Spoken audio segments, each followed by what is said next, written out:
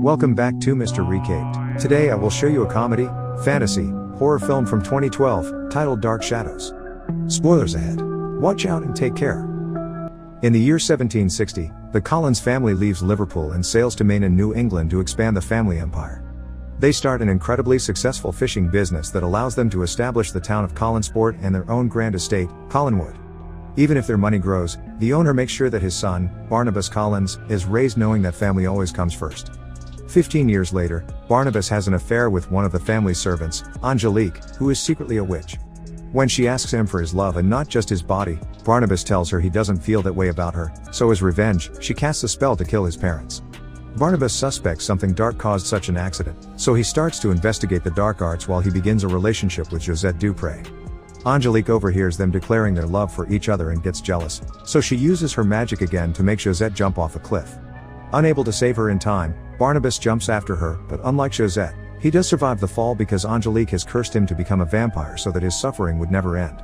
Then she gathers an angry mob of townspeople, turns them against Barnabas by pointing out he's a monster, and together they all catch him and lock him inside a coffin that they then bury in the forest.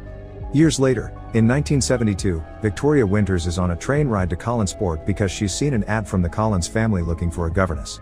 Victoria isn't her real name, but she's running away from home and doesn't want people to know their real identity, so chooses Victoria from a poster on the train.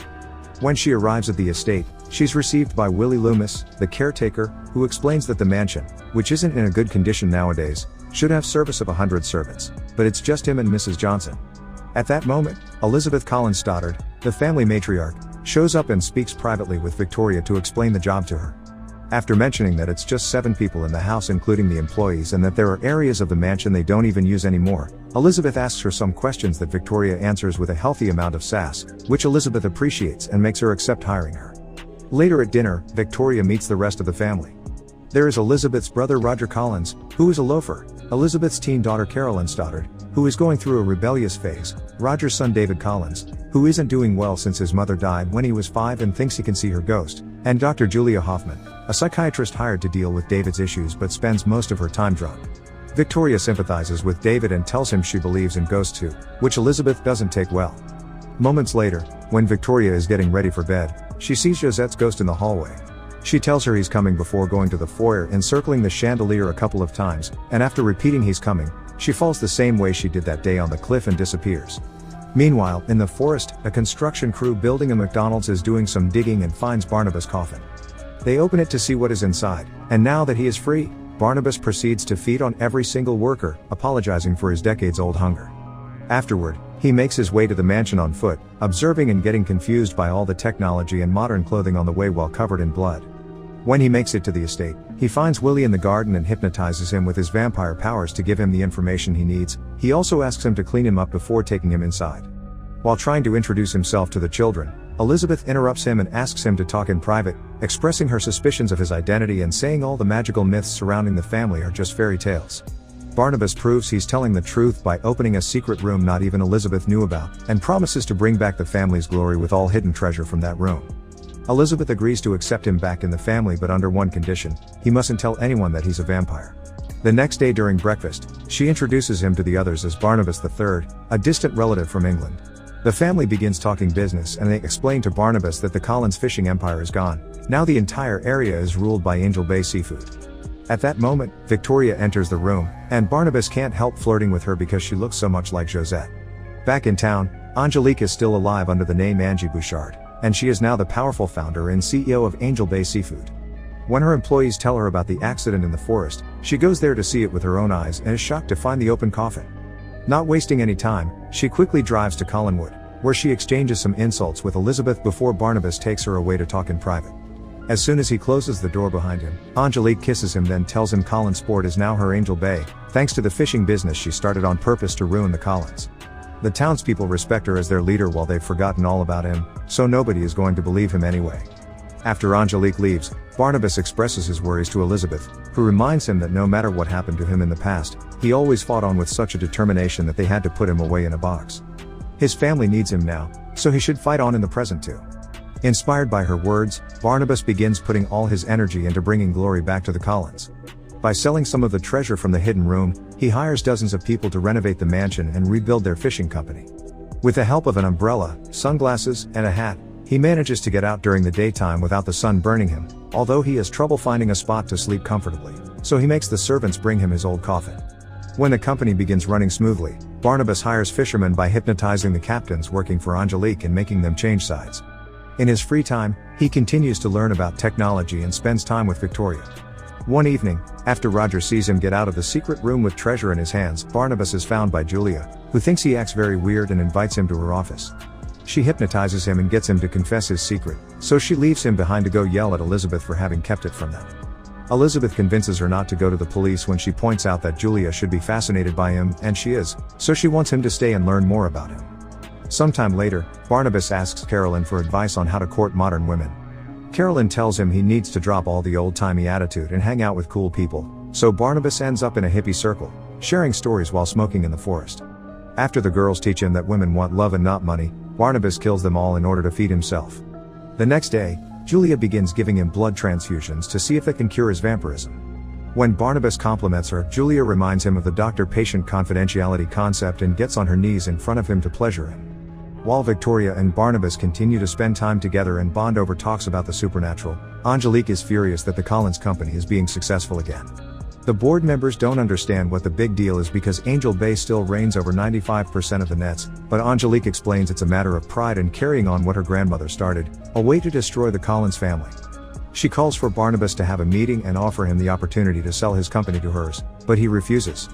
Angelique reminds him she only wants his love and threatens to kill Victoria if he doesn't give it to her.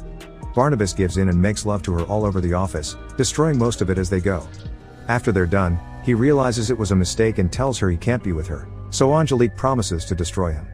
Barnabas continues to see Julia for blood transfusions while Victoria begins having dreams of the time she saw Josette's ghost as a child and her parents sent her to an asylum for it. When she wakes up, she finds Josette's ghost visiting her again, asking for her help before disappearing. In the morning while having breakfast, Barnabas announces he wants to throw a ball for the whole town to remind them which is the ruling family here. Carolyn explains to him that nowadays people throw happenings, not balls, and gives him some tips about modern parties. When the night of the ball comes, she discovers he hadn't been joking when he said he would get anything she mentions, and now Alice Cooper is playing live at their party. Since he isn't a fan of the music, Barnabas leaves to take a walk around the house and finds David taking care of the coach room instead of the employee, because his dad has asked him to take over for a moment and not let anyone get inside. Barnabas sends him away and climbs the outside wall to peek through the window, finding Roger being intimate with the employee and stealing wallets from people's coats. Afterward, he meets with Veronica on a balcony, where she tells him she knows about his feelings for her. She feels like she can tell him anything and that she's known him forever, and confesses she's always felt something pulling her to Collinswood. When he tries to kiss her, she unconsciously pulls back because this is the first time someone she loves her back, and begins telling him her story. Victoria spent many years in the asylum, with only doctors in Josette's ghost as company, and she's been put through dozens of painful treatments to fix her. But she never gave up her will, and one day she managed to escape through a window. While searching for somewhere to go, Josette pointed at the governess ad in the newspaper, and she knew what she had to do. She feels at home at Collinswood and she's developed feelings for Barnabas too, which she expresses by finally kissing him. This is seen by Angelique, who just arrived at the party, and now she's furious. The next day, Barnabas goes to see Julia to double the efforts on making him human so he can be with Victoria, only to find her transfusing his vampire blood into her body. She has never been interested in him becoming human, she only wants to make herself immortal. As punishment for breaking the family's trust, she bites her and kills her, not noticing her fangs growing. Then he asks Willie to take him on the boat to the middle of the sea to drop her body there with a brick. Next, he finds Roger trying to access the secret room with the treasure, so he decides to give him a choice. He can start becoming a better dad to David, or he can take some money Barnabas will give him and leave to never be seen again. Roger chooses the money and leaves the estate, destroying David's heart.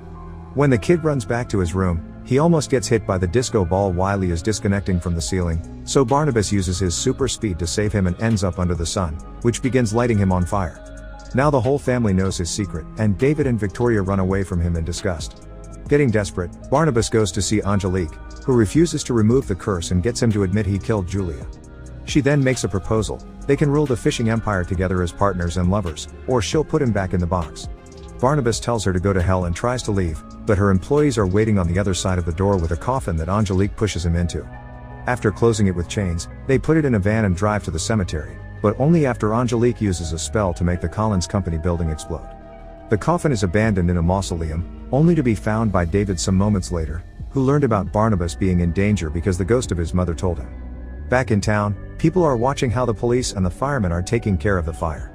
Angelique shows up and plays a recording of Barnabas admitting he killed Julia, using it to rally the town against the Collins. The angry mob, together with the cops and Angelique, arrive at Collinswood right after Barnabas gets there too, and he's willing to confess if they don't do anything to his family but take Angelique with him as well. The sheriff tries to shoot Barnabas, but obviously it does nothing to him, so he proceeds to bite Angelique and make her skin crack in order to show she's a monster too. As the sheriff sends all the people away, Barnabas begins fighting against Angelique with the help of Elizabeth's shotgun and Carolyn, who reveals to be a werewolf. Sadly, they prove to be no match for a witch's powers, especially when Angelique enchants the house to attack its own family. As she tortures them, she confesses she was the one that killed Barnabas' parents, David's mother, and also sent a werewolf to bite Carolyn in her crib, because she's always been the curse behind the family misery. David shows up then and sends his mother's ghost against Angelique, throwing her across the room and making her crash against the chandelier, which drops to the floor and kills her. As the family flees the house, which is now on fire, Barnabas gives Angelique a last goodbye, and the witch dies after ripping her heart out of her chest and giving it to him, but it only becomes dust. Barnabas can't find Victoria anywhere, and David's mom tells them she's at the cliff. As the family watches the house crumble, Barnabas races to stop Victoria from jumping, but she doesn't listen to him. She's just a human that lives in the light while Barnabas will live in the shadows forever, so they can't be together.